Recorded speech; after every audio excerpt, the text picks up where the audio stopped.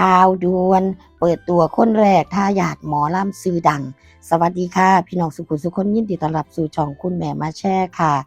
มื้อนี้มาอัปเดตข่าวน้องปริ่มธัญพรกับพี่กับน้องค่ะหลายๆท่านคงสิได้รับทราบแล้วว่า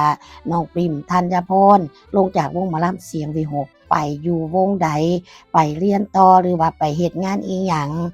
ณตอนนี้ได้รับทราบกันแล้วนะคะว่าน้องได้ไปขึ้นกับวงหมอลำวงใหม่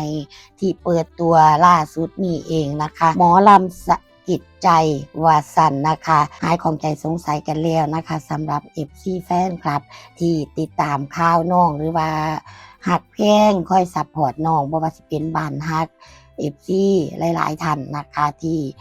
ติดตามน้องปริ่มธัญพรเป็นที่รู้จักหลายคือกันนะคะสำหรับ FC แฟนคลับบนเวทีหมอลำเสียงวิหกน้องก็ได้ลงมาหลังจากปิดฤดูกาลเป็นเรื่องธรรมดานั่นแหละค่ะพี่น้องคะหลายๆคนก็เดินตามฝันเพื่อที่สิไปจุดหมายเดียวกันนะคะคือเป็นที่หูจักของ FC แฟนคลับมากมายน้องปริมธัญพรน้องก็ได้ขึ้นเวทีหมอลำเสียงวีหกเพื่อหาประสบการณ์หลังจากที่น้องได้เก็บเกี่ยวประสบการณ์ไป1ฤดูกาลคิดว่าได้ประสบการณ์พอสมควรนั่นล่ะค่ะน้องจึงได้ออกมาเพื่อที่สิโบยบินไปตามหาฝันก็ว่าได้เนาะค่ะคิดว่าทั้ง2บอสบ่ว่าสิเป็นบอสนกบอสโนเพิ่นก็คงสิให้การสนับสนุนนะคะเพื่อที่ให้น้องได้ไปสู่สิ่งที่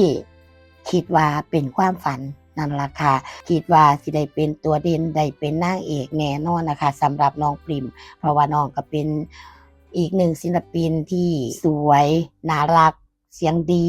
ความสามารถก็มีอยู่แล้วแม่นบ่ค่ะทางวงหมอลำเสียงสะกิดใจเพิ่นก็ได้โพสต์ออกมาเมื่อ1วันที่แล้วนี่เองนะคะบอกว่า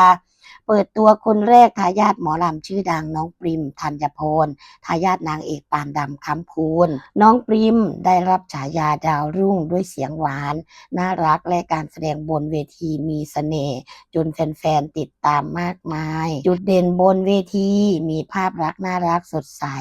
สวมชุดหมอลำสวยงามพร้อมพรสวรรค์ด้านการร้องและภาษาเวทีที่โดดเด่นการแสดงมีความเป็นเอนเตอร์เทนเนอร์เต็มขั้นทำให้เธอถูกจับตามองในวงการอย่างรวดเร็ว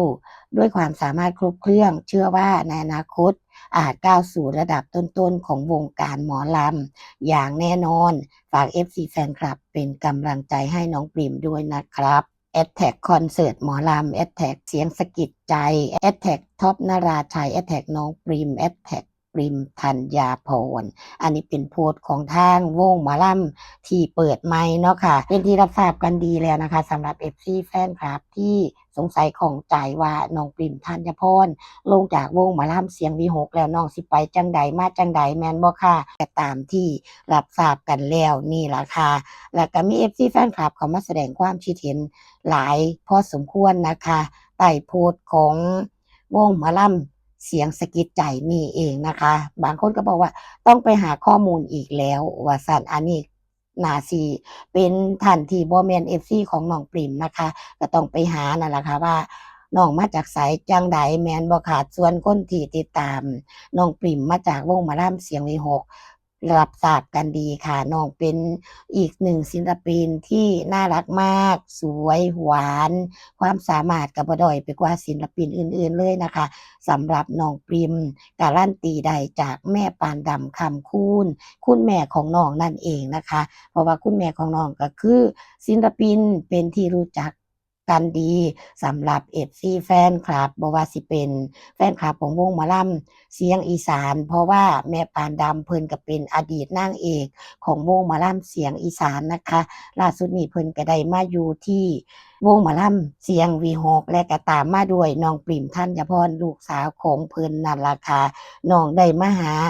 ประสบการณ์หรือว่ามาเก็บเกี่ยวประสบการณ์บนเวทีเสียงวีหกตามคุณแม่นั่นล่ะค่ะหลังจากที่เก็บเกี่ยวประสบการณ์คิดว่าสามารถที่สิออกไปเฉิดฉายทางนอกได้แล้วจังซี้เนาะพี่น้อง น้องก็ต้องช่วยโอกาสนี้ไว้นะคะทั้ง2บอร์ดเพิ่นก็ยินดีนำนั่นล่ะค่ะพี่น้องค่ะตามที่เฮาได้ติดตามข่าวๆของน้องนะคะมีคอมเมนต์ดีๆมากมายเลยนะคะมาให้กำลังใจน้องปริมธัญพรค่ะบางท่านก็บอกว่ายินดีต้อนรับเข้าสู่บ้านเสียงสะกิดใจอย่างเป็นทางการสวยน่ารักบางท่านก็บอกว่าคนเก่งปังๆจ้าน้องปริมปังๆค่ะมีคุณภาพค่ะ รักนะคะน้องปริมเนี่ยว่าซั่นนะคะปังๆนะคะฝากแฟนๆติดตามให้กำลังใจพวกเราแฮชแท็กเสียงสะกิดใจและศิลปินทุกคนด้วยนะครับอันนี้เป็นความคิดเห็นของหัวหน้าวงเองนะคะท็อปนราชัยนั่นเองค่ะบางท่านก็บอกว่ายินดีนำเด้อค่ะน้องปริมเจริญรุ่งเรืองไปหน้าดังๆปังๆนะคะยินดีด้วยค่ะน้องปริมน้องอยู่ไหนก็รักนะคะ ปังๆนะคะซิงเกิลใหม่ต้อนรับฤดูกาลใหม่จักหนึ่งผลงานกลอนรำครับนะคะเป็นความคิดเห็นของ FC มากมายเลยที่เขามาให้กำลังใจบางท่านก็เป็น FC ของน้องปริมเองเขามาแสดงความคิดเห็นยินดีนำน้องนะคะบางท่านก็เป็น FC หน้าใหม่ๆของวงหมอลำเสียงสะกิดใจเขามาแสดงความคิดเห็นหลากหลายความคิดเห็นนั่นล่ะค่ะพี่น้องค่ะ เป็นที่รับทราบกันแล้วนะคะว่าน้องปริมธัญพรได้ไปสู่วงหมอลำวงใหม่เสียงสะกิดใจนี่เองนะคะ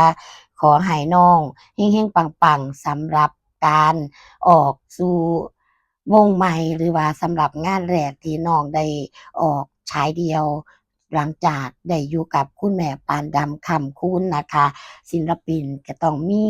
มือที่สิโบยบินออกไปสู่โลกภายนอกเพื่อที่สิเป็นศิลปินให้ผู้คนได้รู้จักกันมากมายยิ่งขึ้นแม่นบ่คะพี่น้องคะหลังจากนี้รอติดตามกันค่ะสำหรับ FC แฟนคลับที่มีความรักให้น้องคงสิติดตามไปให้กำลังใจกันคือเก่ากับวงหมอลำวงใหม่รอติดตามกันค่ะสำหรับแฟนคลับที่ติดตามน้องรอเบิ่งว่า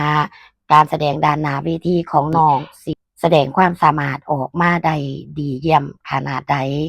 วงหมอลำวงใหม่นี้น้องปริมธัญพรเป็นรุ่นบุกเบิกเลยนะคะพี่น้องค่ะคิดว่าน้องก็ต้องทำออกมาได้ดีแน่นอนค่ะคลิปนี้มาอัปเดตข่าวๆของน้องปริมธัญพรให้พี่ให้น้องได้รับทราบกันแต่เพียงเท่านี้ค่ะขอบคุณทุกกำลังใจทุกการรับชมรับฟังเจอกันใหม่ในคลิปหน้าสวัสดีค่ะ